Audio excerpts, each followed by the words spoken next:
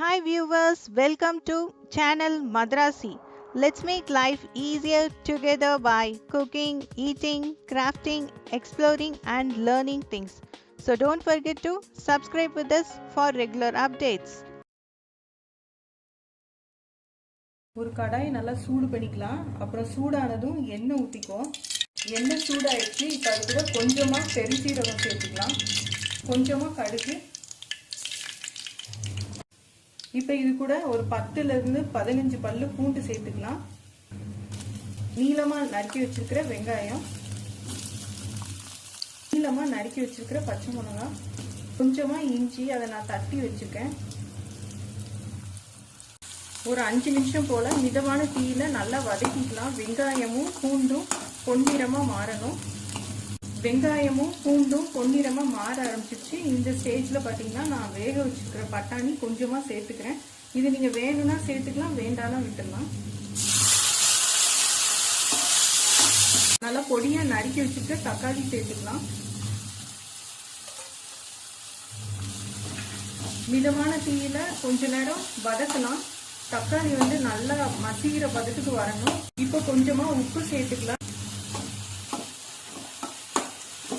கொஞ்சமா மஞ்சள்தூள் சேர்த்துக்கலாம், கொஞ்சமா கரம் மசாலா சேர்த்துக்கலாம். ஒரு நிமிஷம் போல நல்லா வதக்கி எடுத்துக்கலாம், கரம் மசாலாவோட பச்சை வாசனை போற வரைக்கும். இப்போ பாருங்க தக்காளி நல்லா வதங்கிடுச்சு. இந்த டைம்ல நம்ம வடிச்சு வச்சிருக்கிற சாதத்தை சேர்த்துக்கலாம்.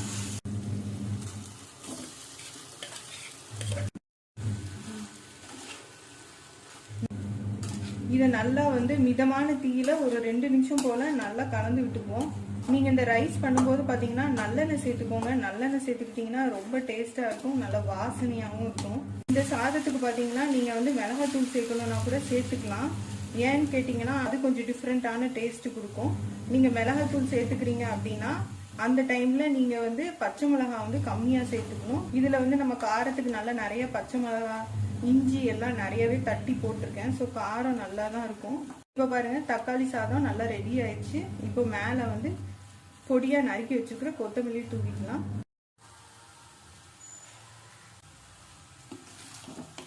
நல்லா கலந்து விட்டுக்குவோம்.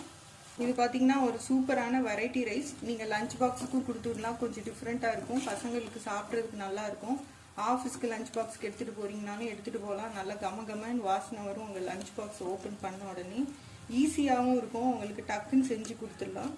கண்டிப்பாக அதை ட்ரை பண்ணி பாருங்கள். டொமேட்டோ ரைஸ் ரெடி ஆயிடுச்சு. Heat a vessel, pour oil. Oil is hot. Now let's add little fennel seeds, little mustard.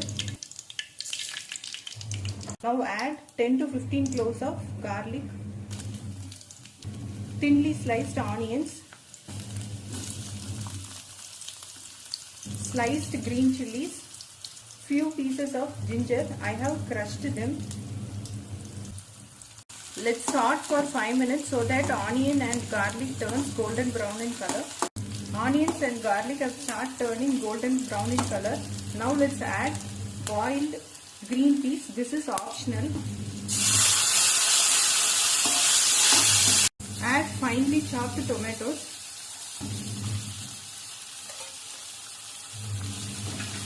Cook in medium flame for few minutes or until the tomato turns juicy. Add little salt at this stage. Add little turmeric powder. Add little garam masala. Cook for a minute or until the raw smell of the garam masala goes off. Now look, the tomato has turned mushy. Now let's add boiled rice to it.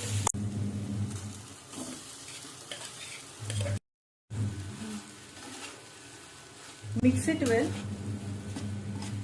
Cook in medium flame for 2 minutes. You can also add chili powder for this rice, but while adding garam masala itself, you need to add chili powder. If you are adding chili powder, you need to reduce the quantity of green chilies. Tomato rice is almost done. Now let's sprinkle finely chopped coriander leaves.